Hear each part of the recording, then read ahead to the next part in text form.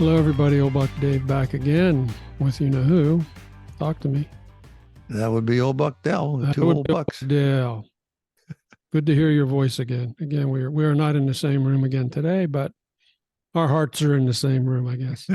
Episode 158. Or with the same kind of microphone, I should say that at least. Got the same kind of microphones. Yeah. So Hey, what's this? This is episode what, Dave? 158, 158. 158. Wow. Hard to imagine, huh? Well, the weeks are just flying by here for the old bucks. They really are. It's amazing. The weeks are flying. Interesting that we count that way. So what episodes? So if you're doing 158 and 1560, you just missed the month of October or something. You know what I mean? Something, yeah. Hey, we got a couple letters from afar. I thought I'd want to recognize here. We got our listener Lynn from Frankfurt. Told us how much she enjoys the podcast and wants us to keep doing it forever. Now that's a pretty long time. She says she listens to it at bedtime, and this is a quote: "It is like a bedtime lullaby." I really did take that as a compliment. I do too. If everybody else is looking for the high octane excitement, and we can get somebody to listen quietly to the old bucks talking and actually relax and fall asleep, then we're doing a hell of a job. It's another public service. No charge. Yeah. So hey, I got a note from Bruce Rettig. You remember Bruce? We talked to him twice. The author, Rettig, of author of Refraction, and he sent me a picture of a couple bears that are in his backyard. So he might be calling Tucci pretty soon. Yeah, he lives out in Nevada. Was it Nevada? South Lake Tahoe area? Yeah. But this is the 1 year anniversary of the publication of Refraction, and he has won 8 awards so far. He's a finalist for 2 other awards, plus he's been nominated for the Pushcart Prize for an excerpt from the book. That's pretty good stuff. That's an interesting success story. I mean, it is. It really is. And he was real nice, and he thanked us for our piece of the puzzle that we gave the world. And so he's working on another project now. He says, plus his day job's keeping him pretty busy. So appreciate you taking the time to send us a little note here. Well, I would say it was a pleasure talking to him and just being associated with, any bit that we might have helped for his success. It's really been remarkable. That's one of the rewards that we've had is we got a chance to talk to some people who actually wrote a book. Yep. And I think that's an amazing feat because I know how difficult that is. So and all we're the best to him. More about that at the end of the podcast too, about writing a book. Yeah. We got some other news. We'll save that for later, though. Mm-hmm. We did get several requests for a written copy of Captain Jim's story. Sent those out. 2 people sent in a reply saying, "Boy, this was really, really enjoyed reading it as well as listening to it." So that's nice. I like the pictures. It's still available out there. We're running a special on it. All you have to do is ask, and we'll send it to you. So it was fun having Captain Jim on again. His stories are always good. It always, when I listen to those stories, how he escapes it logically. Do you know what I mean? Yeah. Yeah. The shark's teeth were just about to clamp on my leg when I just turned it this way based on a 3-degree angle of that, and it didn't get me. What an amazing individual. Yeah, very thoughtful guy. Yep. Quite a story. If you were going to be out in a storm on a sailboat, you'd want him to be the captain for sure. You would. Hey, in other news, I don't know if you heard this or not. Rudolph Isley of the Isley brothers passed away at 84. Is that the last one? Was he the last one? I'm not sure. I'm not sure if he is or not. But I do remember the Isley brothers. Yeah, I mean, he left the group and became a minister. Of course, remember Shout, their song Shout. Mm-hmm. Everybody shout, shout. Hey, hey. No, you don't have to sing it. I don't have to sing. Okay. You sing like you play golf. Which is really bad. Which is really bad, yeah. Really badly, yeah. But hey, you know what? You remember singing along with that song, dancing. Everybody can sing to it. Everybody can sing it. Everybody can dance. Hey, all right. I promise not to sing anymore. I'm sorry. So, hey, what's going on when your world? You sent me a note. You sent me I sent another. you, some You sent me a ideas. cryptic note last night about cursive writing. So, talk to me about that. Well, I heard that the California school system was going to institute teaching people cursive, and the logic behind this was, I mean, it's not that people haven't been able to communicate in writing, but the logic behind this was much of the history, if people are searching through their old records or whatever, is in cursive. Mm-hmm. And it never occurred to me that if you didn't know how to write cursive, it would be hard to discriminate between an A and an E or an L and an E or something. That, you know, those Mm-hmm. they can get blurred depending on the writer's style. But it is obviously a very fast way to write. I mean, I still write cursive. My notes and everything are always scribbled in cursive, and I can read it. But you probably couldn't read it. In fact, Probably you can't not. read it. I know I can't read it. Yeah, that's right. You've complained many times that you can't read my writing. Yeah. But the sort of the quick printing style that had developed has probably been the most accepted for years. But so they're going to reintroduce that, and I thought that was interesting because I remember clearly in sixth grade, round, round, ready, right. Round, right, right. Yeah, the P.O. Peterson system. And you had to keep making, lines of zeros or O's or like the O's, L's or E's or wherever it was. Yeah. It was really pretty for somebody who's good at it. But you know what? I hated that. Do you know why I hated it? I don't know, because you're left-handed. Because I'm a left-hander. And they insisted that you had to have your arm flat on the paper. Of course, we were using ink wells and fountain pens then. That's just I do remember that. I do. Now, if you're a right-hander, you're pulling that pen along. All right, your hand's ahead of the pen. Right. If you're a left-hander, you're pushing that pen across the paper. Right. You know what that means? That means you're digging into the paper. I'm cutting holes in the paper, and of course, as my hand moves across, it smears all the ink that I've just laid out with the pen. That's right. That's right. You're actually rubbing over top of the. I hated that. The letters you put down. I often wondered why sometimes left-handers, their hand is in a bit of a hook. Well, you know what I mean? So that lets us pull the pen across the page. Yeah, to pull the pen. Same as a right-hander does. I mean, except we're coming at it from the other angle. Well, yeah. I myself write mostly right-handed, but mostly I occasionally write left-handed. Get out! It just looks like a 2-year-old. So I thought that was an interesting thing. We'll see how that works out for them. Yeah. Because that's not been a big priority about how you write. As long as you can get the letters down, I guess it makes sense, or how you can write the line, especially in a check. I thought about that in a check. I always write cursive. I just assumed the whole world did, but apparently not. No. Yeah, I kind of use a free-form combination cursive printing. Seems to work for me. Well, it should be. But I looked this up a little bit this morning just because I was curious about what you were going to say. And what they're saying is it makes your brain think a little bit differently than if you're using a keyboard. So if it provides an alternative to keyboard that helps your brain, sharpen your brain, that's a good thing. Well, soon AI we'll just be able to talk to the screen. We'll just be able to think. We'll just be able to think. We will not even have to. We can. You can with our fingers. You can talk it now. You can actually talk. I don't know if you talk your text messages, but you can do that. I think if I live long enough, your hand will be mostly used for holding cigars. Well, at least it's for a good cause. Hey, I'm going to tell you something else. Tell me something else. Tell me something else.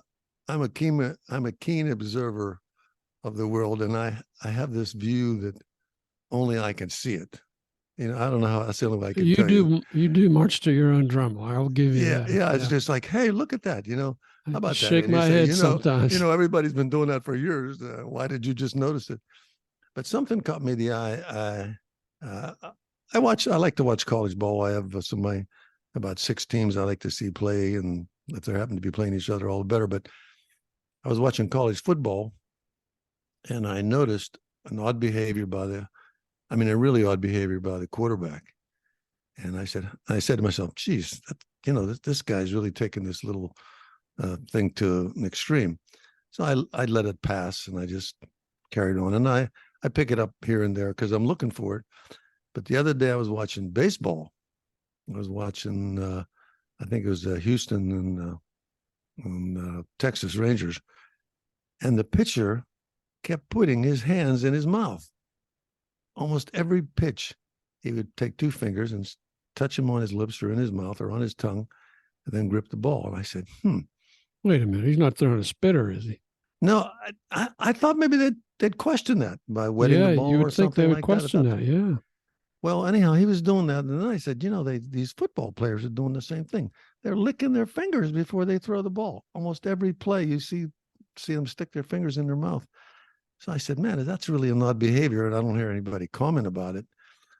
But of course, I just passingly mentioned it to you, and archivist Dave immediately has to go research it. And you came up with, you said you came up with a number of articles to try to justify that or figure what that is. I thought, whoever thought about this? And then, man, my God, you Google it, and there's pages and pages of articles on this. So you're apparently not the only one thinking about this, but.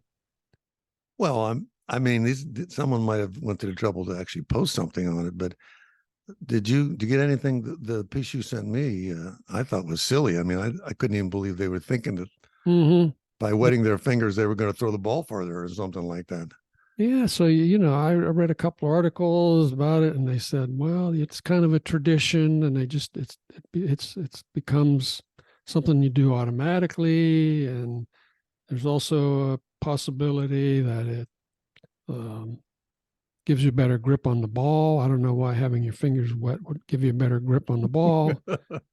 Another possibility that was raised was it maybe throws off the timing of the defense. They see your hand. I did not. I read some of that, and I said, this makes no sense whatsoever. That's what I thought. I thought it was a filthy habit. It made no sense whatsoever. Yeah. Why they do it, I don't know. But all the old Buck listeners out there, when you're watching any kind of sports, especially this football, I don't think basketball players do unless they do it before they shoot a foul shot. I've never seen that. Well, it's funny that you should mention that. And the NBA has outlawed that practice. Do you believe that? Yes. Yes. Because apparently they used to do that in the NBA. There was a lot of finger licking, and they said, no, that's disgusting. You're going to get fined if you do that. So, I mean, all the baseball I played, I never had any inclination to want to hold on to the dirty, dusty ball. Yeah, you think where that football's been, and the quarterback's taking snaps from under center there, and where this is probably a lot of people don't know this, but the center's pretty sweaty under there. I would think he was, and I think they get the drift of that one. Yeah. But clearly I'm not the first to notice this, but all the old Buck listeners now when they're watching sports will probably pick up on that fingers to the mouth thing. And I said, Yeah. So I just found that amusing. Again, when I discover something, if you have the whole world to access via the internet, there's got to be two people thinking alike somewhere. You know what I mean? Yeah. So I thought that was really interesting that I mentioned it to you, and then the old Bucks, and we'll let that subject go then. So don't stick your fingers in your mouth. Yeah. So hey, I had something else I wanted to tell you. Talk to me. I'm here. I'm here for you. It was an incident I thought worthy of mentioning to you in Florida. This would be Buckworthy. This would be Buckworthy. Okay. And I kind of put it under a category of people who have nothing to lose. I mean, I think that applies to situations where you can't take anything away from someone. They don't own a car. They don't have this. They don't have that. They've been institutionalized 100 times. What can you do? So this is a story about the woman who was under the influence of alcohol or some other drugs and went the wrong way on a bridge full of runners. You remember that story? Yes, I do remember that. Yeah. So she got by all the guards or all the gates. She swung around all that, and she's heading towards this massive crowd of people on that bridge. And of course, there's nowhere to run on that bridge, not if you're on either lane. No place to hide. Yeah, it's only about 3 lanes wide, and there's 500 up there or something.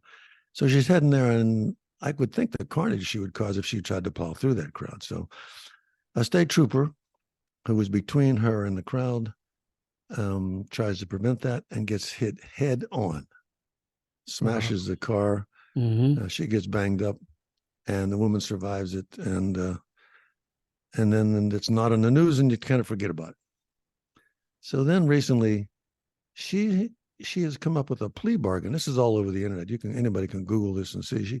She gets a plea bargain where she basically does no jail time, and she's I think she was held in custody for 240 days or something. And in the meantime, she changed her ways and followed some programs and went to the meetings and did this and that and the other thing.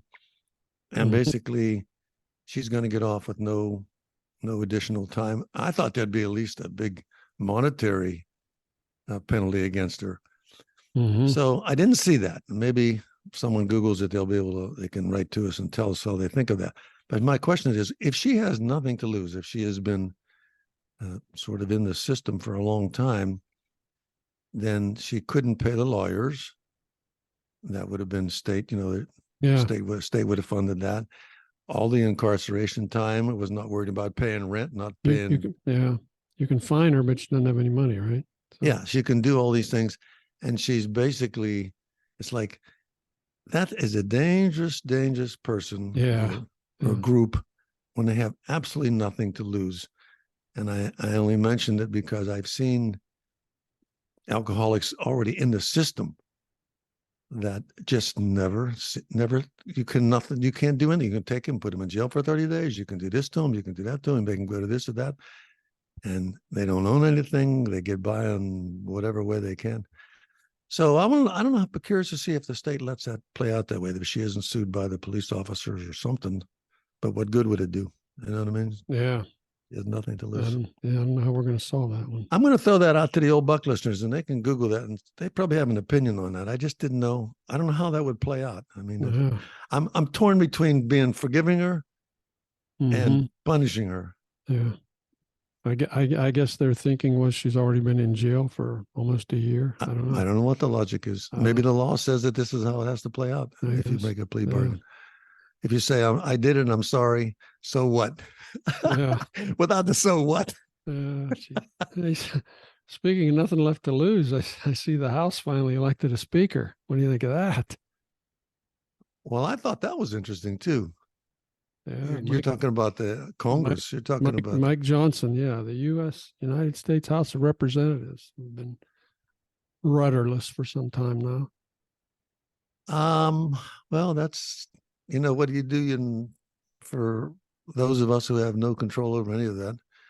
You sit back and wait to see how it plays out. You know what I mean? See how it works for you. So, I just found a little note on him this morning. This was back in November of 2020, after the election. When, of course, he was one of the guys that said it was all it was a fraud. It was. Well, let me just read this. I mean, we don't get political too often, but this just struck me. Found it interesting. Yeah, it says, in every election in American history, now this is a quote from him, in every election in American history, there's some small element of fraud, irregularity, error. We just know that. You just accept that that's the case. But when you have it on a broad scale, when you have, a software system that is used all around the country that is suspect because it came from Hugo Chavez's Venezuela. All right, and it goes on, but that's far enough. Well, again, he sailed into with one vote. So I think my personal view is that there was a small group who really wanted him there because he stands for, a certain portion of that party, and the other group said, "I can't take it anymore. Let's just get somebody in there and see if we can get some." Yeah, because I think anything they put through, they still have to get through the Senate, and I mean, the president may veto it anyhow, even if it's for something that they really want to do. So it's just going to be chaos. It's got. I think people are going to turn into the old bucks out of frustration. Sorry, I brought that up. Get some sleep. Sorry, I brought that up. I have to consider cutting that one out. I don't know. Hey, I have something. Did you notice that Hurricane Otis, the one that hit Acapulco? Yeah. I was watching that. I mean, I wanted to see if they showed a lot of, like if it was kind of a laid back community. That's like a big town down there. It looks like there's a lot of skyscrapers, and it looks like Miami Beach. I wouldn't have been able to tell the difference if they didn't tell me that they were showing a picture of Acapulco. But the way that storm formed, how quickly it formed, I mean, and the eye of that thing was dead center on Acapulco. Yeah. So I said to myself, a place that advertises nothing but, beach and sand and so on. I said, the old beach chairs and stuff would have been flying all over the place that day. Yeah. I mean, 165-mile-an-hour winds. Yeah, it's crazy. We'll have to see what the I said, man, what a hit. Yeah, that was nasty. So it's a little bit scary thinking they would come across, but they probably dissipated before they get to the Gulf. But they could, and then manage itself to get a little higher again, and then we'd be hitting the back stuff coming across the Gulf. So all the best to those folks, boy. They took a hit. What else is going on in your world? Well, other than this casual conversation between that I think about you and me, otherwise I'm not doing too much. Not doing too much. Okay. Shooting a little pool. I was a pool player. You're a pool shark. Not really. Not a shark. Just like to play pool. No, but it's usually out of the weather. Okay. It's an indoor sport. It's an indoor sport. It's an indoor sport that doesn't require a lot of physical exertion. Sometimes I just sort of sit down and watch the other person shoot because I don't even get a chance to, get up and try one. But I've kind of taken on that to keep out of the sun. I don't want too much sun on me is rough. Okay. So, hey, we got some exciting stuff coming up, don't you? We do. Let's talk about what's coming up here. We've got we're going to have several author interviews coming up, which is a good thing. People always like the author interviews. They always get the most downloads, so it's a good thing. So we're going to do more of that. So next week we're going to be interviewing Pat Hayes. He's the author of Silicon Planet: My Life in Computer Chips. You talked to him for a little while. What can you share with our bucks and vixens here? Give us a hint about what we're going to hear next week.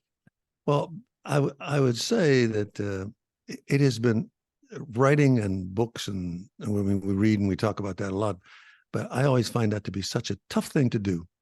I think it's hard to get a book together. It's hard to get it published. I mean, sometimes it takes years, and to get to meet these authors, and really, it's a pleasure to meet any author who's able to produce a book. Yeah. And we happen to be lucky that in the town, not far from us, is a bookstore that sometimes hosts these authors, and so we can actually greet them.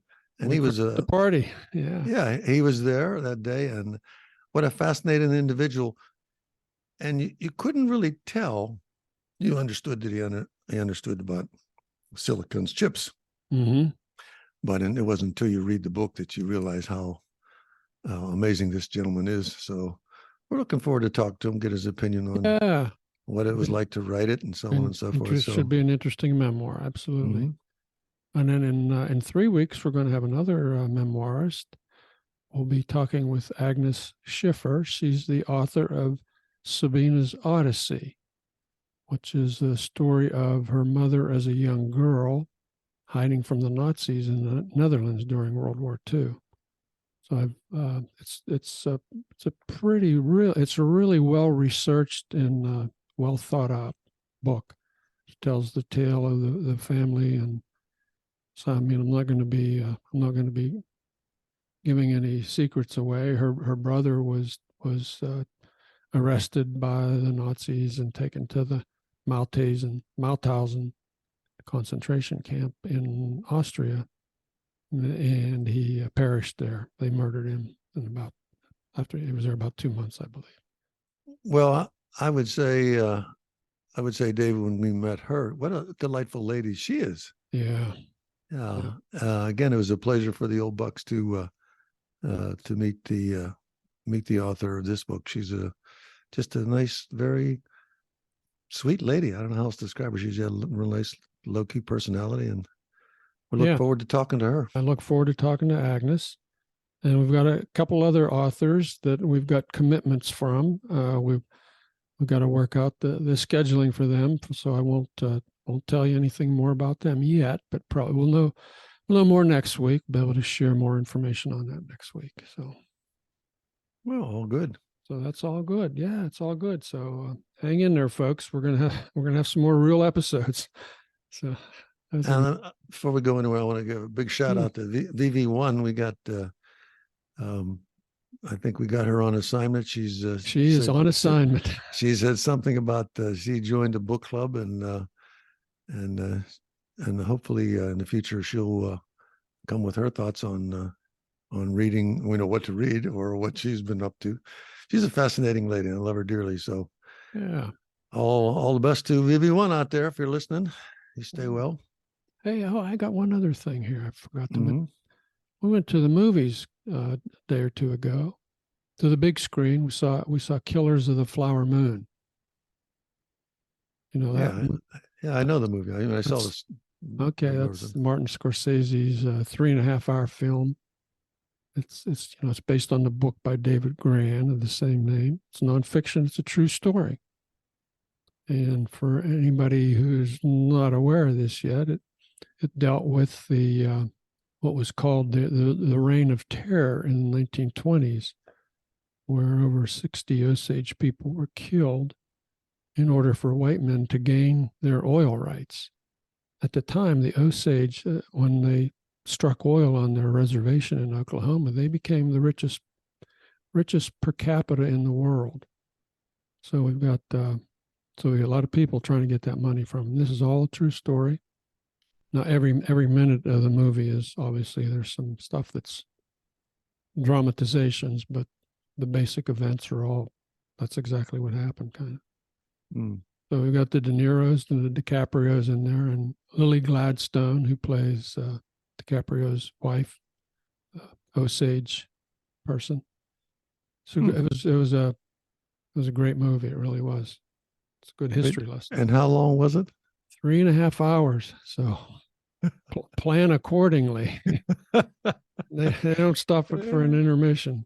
That's right. Don't drink a large Coke before you go in. Don't drink a large Coke before you go in. Yeah. Hey, but wasn't there? You mentioned this to me earlier. Wasn't there? I didn't want to confuse this. I thought I confused this with another book. What was the name of the other book you said? I think that was maybe Empire of the Summer Moon, something like that. Yeah. So that was a book we both read that a couple years back. That was a really good story. So just to be clear, it's not based on that book. This is a different. Yeah, it's based on the book of the same name. Or a very similar name. The moon appears in both. Well, yeah. Both titles are very similar. Yeah, both titles. So do you like it? Old Buck Dave gives you Old Buck Dave will give 5 stars or something. This is a 5-star. This is a 5-star rating. Absolutely, great acting. It's kind of scary in so many ways to be reminded of what might have happened. Of how we treated other people here. Our fellow man. Yeah. Okay. On that note, we got any other exciting things to look forward to? Well, just talking with you again, man. So I want to say until next week, when we're here with Pat Hayes. Mm-hmm. This is Old Buck Dave saying, take care, everybody. Talk to you then.